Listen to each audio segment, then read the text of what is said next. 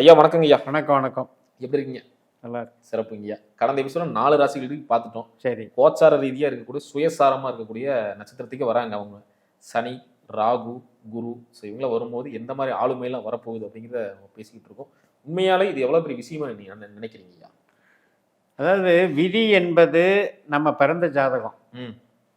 அதே மாதிரி கதி என்பது கோச்சாரம். மதி என்பது திசாபுத்தி. இப்போ இந்த 3 சேர்ந்து தான் சம்பவங்களை நிகழ்வுகளை நடத்துது. அதனால் நமக்கு என்ன கொடுப்பினை இருக்கோ, நம்ம என்ன வரம் வாங்கிட்டு வந்திருக்கிறோமோ, அது எப்போ நடக்கும்னு அடையாளம் காட்டுறதே கோச்சாரம். அதனால் இப்போ நீங்கள் கோச்சாரத்தில் வந்து நமக்கு ஒரு திசை நடந்துக்கிட்டு தானே இருக்கும். அந்த திசாநாதன் கோச்சாரத்தில் என்ன பண்ணுறாரோ அதுதான் கொடுப்பினை. நம்ம ஜாதகத்தில் என்ன வரம் வாங்கிட்டு வந்திருக்காரு, அந்த விதி கொடுப்பினையை செயல்படுத்தி கொடுக்கக்கூடிய சர்வ வல்லமை கோச்சாரத்துக்கு உண்டு. இப்போ ராஜயோக தசை நடக்குதுன்னா ராஜயோகமா அவர் இருக்காரா அப்படிங்கிறது. இப்போ திசை நல்லா இருக்கும், அவருக்கு விதி வந்து ரொம்ப நல்லா இருக்கும். ஆனால் கோச்சாரத்தில் அவர் வீக்காக இருப்பார், கொஞ்சம் நெகட்டிவான நட்சத்திரத்தில் போவார். இப்போ உதாரணத்துக்கு இப்போ வந்து சனியோடைய நட்சத்திரம் உத்திரட்டாதி. இப்போ வந்து குரு நட்சத்திரத்தில் அவர் இருக்கிறாருன்னா பின்தங்கி இருக்கிறாருன்னு அர்த்தம்.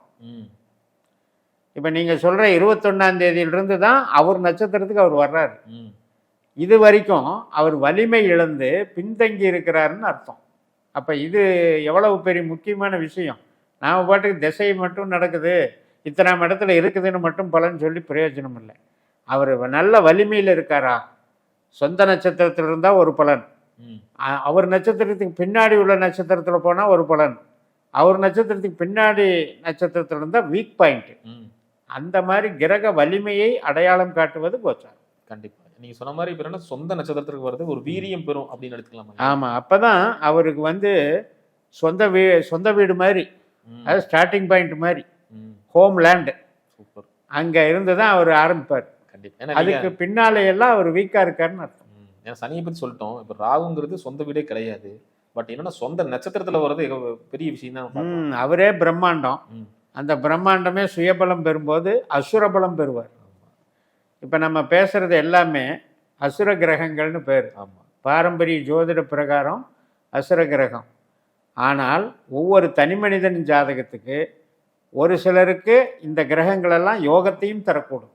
அதை நாம் மனசில் வச்சுக்கணும். எல்லாமே பயந்துக்கிட்டு கூடாது. சனியும் பற்றி பேசுகிறாங்க, ராகு கேது பற்றி பேசுகிறாங்க, என்ன பிரச்சனை இருக்க போகுதுன்னு நினைக்கக்கூடாது. ஏன்னா பிரம்மாண்டமாக அள்ளி கொடுக்கக்கூடிய ராகுவாகவும் ஒரு சிலருக்கு கொடுப்பார். அதாவது ஒரு வாய்ப்புகள் கிடைக்கிறது இந்த நேரத்தில் கிடைக்கிறது.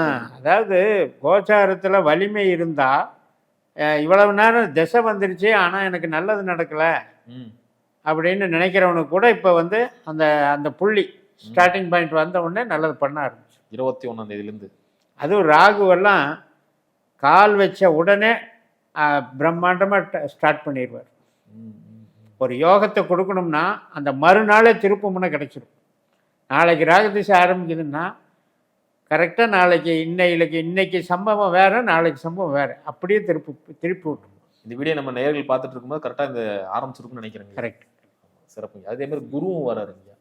குரு வந்தாலே நற்பலங்கள் எதிர்பார்ப்பாங்க. சுபகாரியங்களான விஷயங்கள், குழந்தை பேர், இந்த நமக்கு நல்லவராக இருந்தால் நற்பலன். கண்டிப்பாக. குருவே கெட்டகராக ஜாதங்களுக்கு என்ன பண்ண முடியும்? இப்போ பூரட்டாதி நட்சத்திரம் எங்கே இருக்குது? கும்பராசியில் இருக்குது. இப்போ மீன லக்னக்காரங்களுக்கு குரு தான் சொந்த வீட்டுக்காரன், லக்னாதிபதி.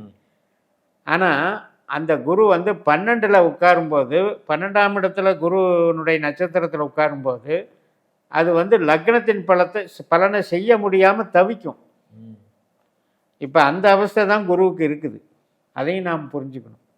அப்புறம் ஒவ்வொரு ராசியை நம்ம பார்த்தோம். ஒரு உதாரணத்துக்கு சொன்னேன். கண்டிப்பாக. ஐயா, இப்போ நம்ம பார்க்கக்கூடிய ராசி சிம்ம ராசி. இந்த சிம்ம ராசிக்கு இந்த 108 நாட்கள் எந்த வித பலன்கள் இருக்கு அப்படின்னு சொல்லுங்க. சிம்ம ராசி ஆகட்டும், சிம்ம லக்னம் ஆகட்டும், 7ஆம் வீட்டில் ராகு, 8ஆம் வீட்டில் அஷ்டமச்சனி, லக்னம் அல்லது ராசியிலேயே கேது, ப்ளஸ் 11ஆம் வீட்டில் குரு. இதுதான் அமைப்பு. இது வந்து நாம் சொன்ன மாதிரி மே மாதம் 16 வரைக்குமே இதனுடைய தாக்கம் வந்து வித்தியாசமான பலன்களை தருது. ஒரு கிரகம் ஆட்சி பெற்றால் என்ன பலன், ஒரு சுய வலிமை பெற்ற என்ன பலனோ அந்த பலனை கொடுக்க போகுது. கண்டிப்பாக பொதுப்படையாக சொல்லும்போது நம்ம இடத்த வச்சு பேசுகிறோம் ஜோதிடத்தில்.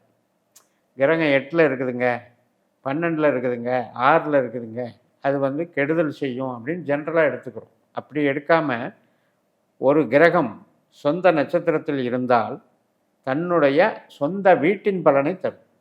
இதான் சூத்திரம். இப்போ சிம்மத்துக்கு சனி யார்? 7ஆம் அதிபதி. அப்போ இந்த சனி 8ல் இருக்கார். உத்திரட்டாதியில் போன உடனே நாளைக்கு இந்த 21ஆம் தேதி அந்த கும்பத்தின் பலனை தரப்போகிறார். இப்போ இதை நீங்கள் எப்படி பார்க்குறீங்க? பாசிட்டிவா நெகட்டிவா? பாசிட்டிவ். அப்போ 8ங்கிறது செயல்படாது. நாம் நினச்சிட்டு இருப்போம் சனி வீரியமாக வரப்போகிறாரு, கெடுதலை ஸ்ட்ராங்காக போட்டு தாக்க போகிறாரு அப்படின்னு. அப்படி கிடையாது. 7ஆம் பாவமாக அது மாறுகிறது. ஏனென்றால் அவர் சொந்த நட்சத்திரம், சுய நட்சத்திரம், ஆதிபத்திய பலனை தரப்போகிறார், கும்பத்தின் பலனை தரப்போகிறார். அப்போ கஷ்டத்திலிருந்து நிவாரணம் கிடைக்கக்கூடிய அற்புதமான நாள். என்ன கஷ்டம்? இப்போ ஒரு சிம்ம லக்னக்காரர்களுக்கோ சிம்ம ராசிக்காரர்களுக்கோ சனி கெட்டவர் தான். ஏன் அப்படின்னா அவருடைய நட்சத்திரம் 4ஆம் வீட்டில் அனுஷமாக இருக்குது, 8ஆம் வீட்டில் உத்திரட்டாதியாக இருக்குது, 12ஆம் வீட்டில் பூசமாக இருக்குது. அவர் கெட்டவர் தான். அப்போ அவர் கெட்டவர் வலுக்கக்கூடாது அப்படின்னா 4ல் இருக்கிறது வேற, 12ல் இருக்கிறது வேற, 8ல் இருக்கிற சொந்த நட்சத்திரம் வந்து பாசிட்டிவாக மாறுது. இதே நீங்கள் பாருங்கள், இப்போ இது வரைக்கும் குரு நட்சத்திரத்தில் இருந்தவங்களுக்கு பிரச்சனைகளை அனுபவித்திருக்கிறார்கள். எதன் மூலமாக? பணப்பிரச்சனைகள், குழந்தைகள் மூலமாக பிரச்சனைகள், குழந்தைகள் வளர்ப்பில் பிரச்சனைகள், சந்தோஷத்தை கெடுத்துக்கிட்டது. அதே மாதிரி குடும்பத்தில் வந்து பிரிவினைகள், உடல் உபாதைகள். இதெல்லாம் ஏன் அப்படின்னா சனி வந்து வீரியம் இழந்து காணப்படுகிறார் குரு நட்சத்திரத்தில். அந்த மாதிரி அமைப்பு. இப்போ இந்த சனி நட்சத்திரத்துக்கு போனோடனே 7ஆம் பாவ பலனை செய்யும்போது இப்போ நான் சொன்ன அத்தனை நெகட்டிவ்லேருந்து ரிலீஸ் பண்ணி கொடுக்குறாரு. அதுக்கப்புறம் ரேவதிக்கு போகும்போது அதுக்கப்புறம் அது மாறும். இப்போதைக்கு நம்ம எடுத்திருக்கிற டாபிக் உத்திரட்டாதி நட்சத்திரத்தில் இந்த 108 நாட்களில் அவர் செய்யக்கூடியது நன்மையே. Super super. இந்த ராகுவின் சஞ்சாரம் எப்படிங்க? கரெக்ட். இப்போ ராகுவுக்கு வந்தீங்கன்னா ராகு வந்து என்ன 3, 7, 11ல் அவருடைய நட்சத்திரம் பில்ட் ஆகிருக்கு. இப்போ இந்த 3, 7, 11ங்கிறது எதை குறிக்குது அப்படின்னா நம்மளுடைய அறிவு, நாம் பயன்படுத்தக்கூடிய கருவிகள், சிறு சிறு மாற்றங்கள். இப்போ ஒருத்தருக்கு டிரான்ஸ்ஃபரு, இடமாற்றம், ஒரு திருமண காரியங்களுக்கு ஒரு அச்சாரம் போடுறது, அதாவது பத்திரிக்கை அடிக்கிறது, சம்மந்தம் பண்ணிக்கிறது. அதே மாதிரி புதிய நண்பர்கள், புதிய வகையில் உல்லாசமாக இருக்கிறது, செல்லாபமாக இருக்கிறது. 11ஆம் இடம் அப்படின்னா என்ஜாய்மெண்ட். அதுலேயும் ராகுன்னா கேட்கவே வேண்டியதில்லை, ஒரு பிரம்மாண்டமாக செலிப்ரேட் பண்ணுறது. ஸோ இந்த விஷயங்கள் சிம்மத்துக்கு நடக்கும். யாருக்கு நடக்கும்னா ராகு திசை நடக்கிறவங்களுக்கு எலாபரேட்டாக நடக்கும். மற்றவங்களுக்கு என்ன இதுன்னா ஒரு சின்ன சின்ன அந்தரம் ஓடும்ல, அஞ்சரம், சூட்சுமம், புத்தி, இந்த மாதிரி ஓடுறவங்களுக்கும் அதுலேயும் அந்த டைம் வரைக்கும் கொஞ்சம் கொடுக்கும். அப்போ இங்கே ராகு வந்து மகரத்தின் பலனையும் சேர்த்து தருங்கிறதையும் மறந்துடக்கூடாது. 3, 7, 11ன்னு ஒரு டாப்பிக்கில் இயங்கினாலும் அந்த மகரம் வந்து சேர்த்து தருவார். 6ஆம் வீட்டு பலனை சேர்த்து தருவார். அப்படின்னா என்ன ஆகும்னா ஒரு சிலருக்கு திருமணம் பண்ணவங்களுக்கு ஒரு கான்ட்ரடிக்ஷன் இருக்குது. அவங்க ஜாதகத்தில் பொருத்தம் சரியில்லை, ஒரு பிரச்சனை ஓடிட்டுருக்குன்னா இந்த டைமு பிரச்சனை வந்து பிரிஞ்சிருவாங்க, கட் பண்ணி விட்டுரும். ஆல்ரெடி இருக்கிறவங்களுக்கு சொல்கிறேன். புரியுது புரியுது. ராகு திசை நடக்குது, பொருத்தம் அவங்க 2 பேர்த்துக்கு சரியில்லை, அந்த மாதிரி இருக்கிற ஸ்டேஜில் இந்த ராகு வந்து என்ன பண்ணுவார்னா பிரிச்சே விட்டுருவார். ஆனால் தொழிலுக்கு பிரச்சனை இல்லை. 7 வந்து 6ஆம் மாறுது, அப்போ தொழிலுக்கு பிரச்சனை இல்லை. அதே மாதிரி இப்போ ஒரு எதிரி அப்படின்றது 7ஆம் இடம். அந்த எதிரியை ஜெயிக்கக்கூடிய ஆற்றல் உண்டு. ஒரு காம்படிஷன் இருக்குது, ஒரே போஸ்ட்டுக்கு 2 பேர் போட்டி போடுறாங்க. அப்போ நமக்கு இவங்களுக்கு வந்து ஜெயிப்பு பண்ணி கொடுத்துரும். எதிரிகள் வீழ்த்த 7ங்கிறது நம்ம போட்டி களம். அதில் வந்து இந்த 6 செயல்படும் போது 7 வந்து 6ஆம் மாறும்போது அந்த எதிரியை ஜெயிக்கிற ஆற்றலை தந்துடுறாரு. அதாவது நீங்கள் சொன்ன மாதிரி அகம் சார்ந்த விஷயம் வந்துச்சுன்னா பொருள் சார்ந்து வராது. அது இங்கே அப்ளை ஆகுது இல்லைங்க. ஒன்றை இழந்து தான் ஒன்றை பெற வேண்டும், அந்த சூத்திரத்தில் வேலை செய்யும். அதே மாதிரி 6ஆம் இடத்து ராகு அப்படின்னு எடுக்கும் பொழுது சர்வீஸ் பண்ணுறாங்க இல்லையா, நிறைய வந்து இப்போ பெரிய பெரிய கனரக வாகனங்கள், மோட்டார்கள், ஆட்டோமொபைல் இண்டஸ்ட்ரி, பெரிய இந்த சொகுசு கார்கள், இதெல்லாமே பவர்ஃபுல்லாக 6ஆம் பாவத்துக்கு. ஏன்னா காலச்சக்கரத்துக்கு அது மகரம் 10ஆம் இடம். அந்த தொழில் பலத்தை பிரம்மாண்டமாக பெருக்கி கொடுத்துரும். சிறப்புங்க ஐயா. அடுத்து பார்த்தீங்கன்னா குருவின் சஞ்சாரம் எப்படிங்க? குரு இப்போ குருவினுடைய நட்சத்திரம் பார்த்தீங்கன்னா அதே 3, 7, 11 தான் சிம்மத்துக்கு. அப்பேற்பட்டவர் 11லேயே இருக்கார். ஆனால் ஒரு பிரச்சனை என்ன, சொந்த வீட்டின் பலனை தந்தாகணும், மீனத்தின் பலனை குரு தந்தாகணும், 8ஆம் இடம். அதுதான் சிக்கல். அப்போ எப்படி இதை நீங்கள் கணக்கெடுக்கணும்னா, ஒரு சிலருக்கு எதிர்பாராத ஒரு அதிர்ஷ்டம் அப்படிங்கிறதும் வேலை செய்யும். 8ஆம் இடத்துல அதிர்ஷ்டமும் இருக்குது. 11ஆம் இடத்துல நம்மளுடைய எதிர்பார்ப்புகள் இருக்கு.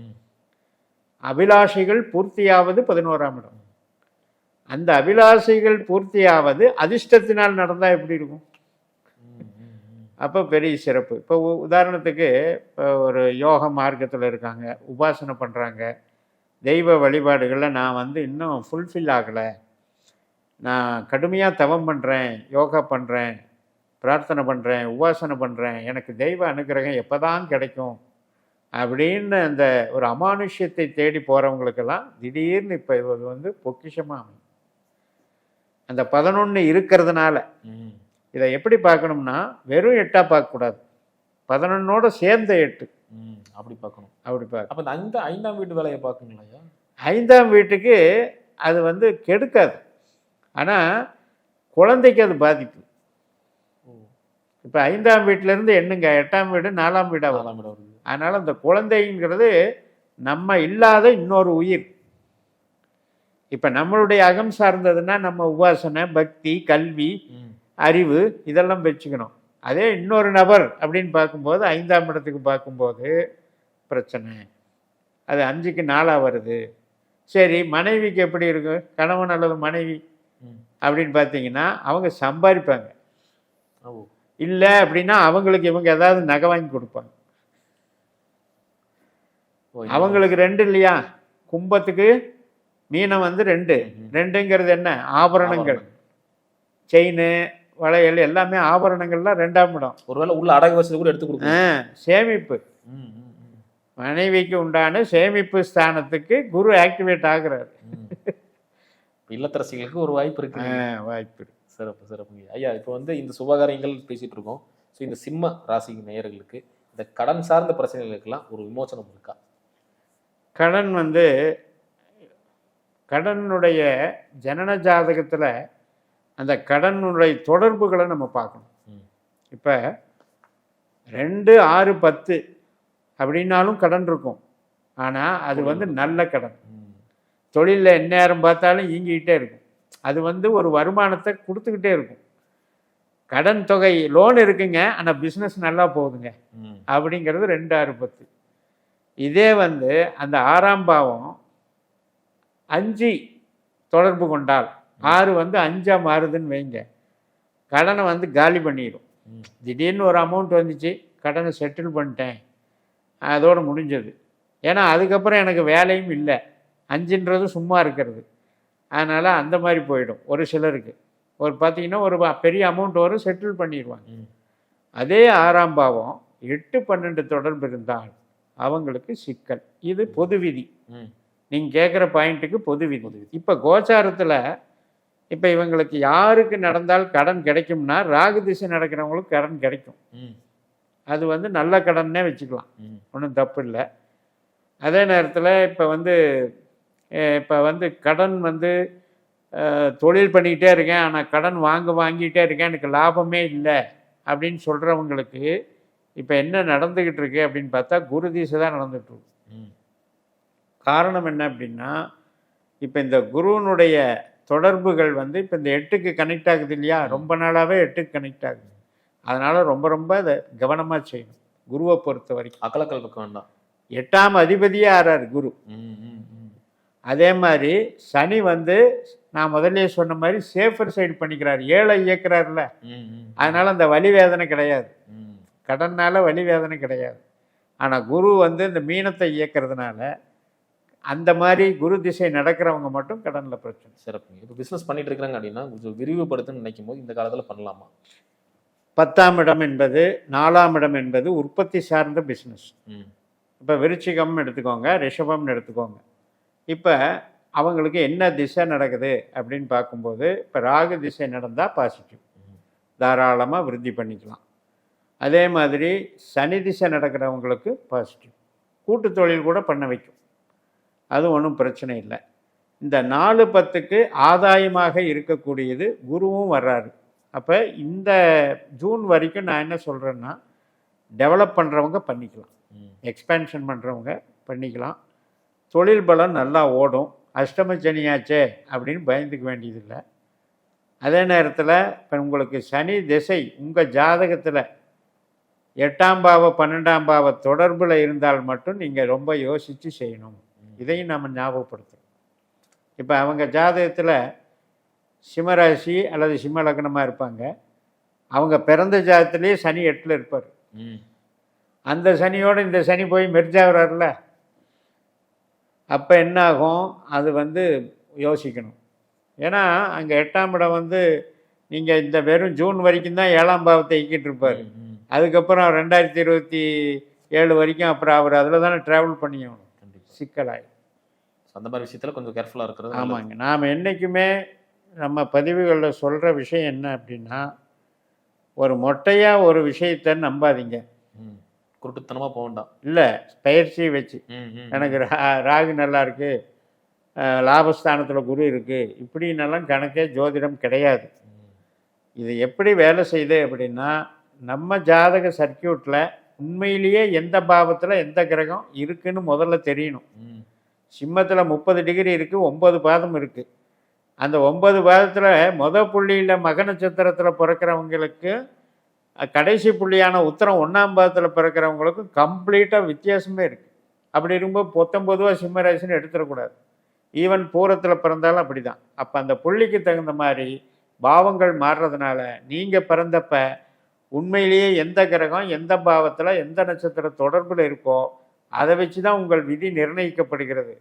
இப்போ நாம் இதை எதுக்கு பேசுகிறோம்னா, ஒரு புரிதல் மக்களுக்கு ஏற்படணும். கண்டிப்பாக. ஏன்னா சொந்த நட்சத்திரம் வருது, அப்போ நமக்கு அது என்ன, அந்த திசை நடக்கும்போது அது என்ன மாதிரி விளைவுகளை பண்ணுன்னு மட்டும்தான் தெரிஞ்சுக்கணுமோ ஒழிய, உண்மையிலேயே இந்த 3-4 கிரகங்கள், இப்போ நம்ம கேதுவை கூட பேசலை, இப்போ கேதுவும் சேர்த்து என்ன பொட்டன்ஷியல் வச்சிருக்கு நம்மளுக்கு, இந்த 4 கிரகங்களும் என்ன செய்வதற்கு விதிக்கப்பட்டிருக்கு, அதை முதல்ல தெரிஞ்சுக்கோங்க. அந்த ஜாதக புரிந்துணர்வு இல்லாமல் நாம் வந்து 19 எனக்கு இந்த கிரகம் இங்கே வந்ததுனால இது செய்யணும்னு நினைக்கக்கூடாது.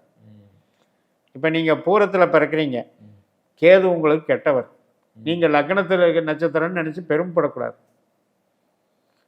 பூரத்துக்கு பின்னால் தானே மகம் இருக்குது, அப்போ அது 12ஆம் வேலை செய்யும், நாம் 1ஆம் வேலை செய்யணும்னு நினச்சிட்டு இருப்போம். அதனால் இவ்வளவு கான்ஃப்ளிக்ட்டு உள்ளே பார்க்கணும். சூப்பர், அருமையாக சொன்னீங்க ஐயா. இப்போது ஒவ்வொரு நட்சத்திரத்தையும் பேசிகிட்டு இருக்கோம். இந்த சிம்மராசிக்கு உண்மையில அதிர்ஷ்டம், அதாவது பொருள் சார்ந்த விஷயத்துக்கு அதிர்ஷ்டம் தரக்கூடிய கிரகம் எதுங்கய்யா? சூரிய சந்திரர்களே, செவ்வாயும் சேர்த்துக்கலாம். சூரியன், சந்திரன், செவ்வாய், அதாவது லக்னாதிபதி அல்லது ராசியாதிபதி, பாக்யாதிபதி என்று சொல்லக்கூடிய செவ்வாய். அதே மாதிரி 12ஆம் அதிபதினு எடுத்துக்கிட்டா கூட சந்திரனுடைய நட்சத்திரம் வந்து தனஸ்தானத்தில் தான் இருக்கு, அஸ்தமாக இருக்கு. அதனால் இந்த 3 பேர் தான் அதிர்ஷ்டம் தரக்கூடியவர்கள். இவங்களுக்கு வந்து ஒரு டிப்ஸ் என்ன அப்படின்னா, அம்மையப்பனை வணங்கணும், அது முருகனோட சேர்த்தும் வணங்கலாம்.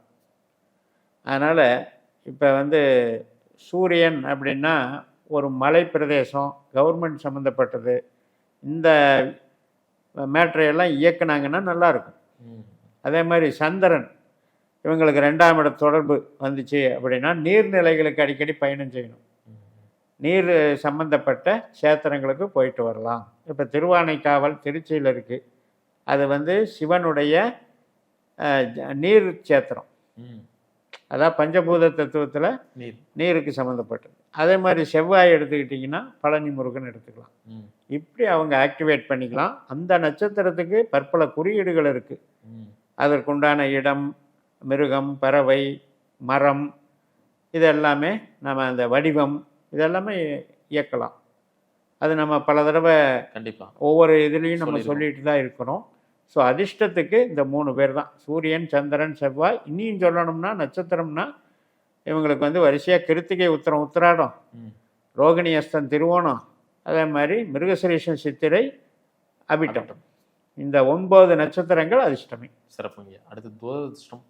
துரதிர்ஷ்டம்னா 4, 8, 12. ம். இவங்களுடைய புள்ளிக்கு தகுந்த மாதிரி பார்த்துக்கணும். ம். இப்போ மகத்தில் பிறந்தா மகம் 1ஆம் பாவத்தில் பிறந்தவங்களுக்கு மட்டும் குருவே கெட்டவராக வந்துடுவார். ம். ஏன்னா விசாகம் 1 வந்து விருச்சிகத்தில் இருக்குது, பூரட்டாதி 4, அப்போ விசாகம் 4ம் பூரட்டாதி 4ம் புனர்பூச 4ம் ஜலராசியில் வந்துடுது. ம். 4, 8, 12. அந்த மகத்தை தாண்டியாச்சுன்னு வச்சுட்டோங்க. சனி, புதன் இந்த 2 பேர் துரதிர்ஷ்டம். ம்.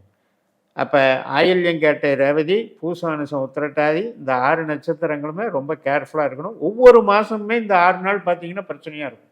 ம். அப்போ எவ்வளோ தூரம் நம்ம அந்த புது காரியங்களை தவிர்க்கணுமோ தவிர்த்துக்கணும். அதே மாதிரி இந்த பிளாக்கு, ப்ளூ கலரு யூஸ் பண்ணுறது, க்ரீன் கலர் யூஸ் பண்ணுறது, இதெல்லாம் இந்த சனி புதனாவே வேலை செய்யும். ம். வீட்டில் வந்து குப்பை பொருள் சேர்த்து வைக்கிறது, உடஞ்சி போன மிக்சி, கிரைண்டர் வைக்கிறது, பாத்ரூம் ரிப்பேரு, பைப் ரிப்பேரு. அதே மாதிரி சனின்னா யார்? இப்போ நம்ம வந்து வீட்டில் வந்து வேலையாள் வச்சுருக்கோம், இல்லை கம்பெனியில் வேலையாள் வச்சுருக்கோம், அது மாதிரி இருக்கிறதெல்லாம் சனி. ஸோ அந்த மாதிரி விஷயங்கள் எல்லாம் பிரச்சனை பண்ணிக்கூடாது. சிறப்பு சிறப்புங்க. ரொம்ப அற்புதமாக சொன்னீங்க. மீண்டும் அடுத்த காணொலியில் அடுத்த ராசியில். நன்றி.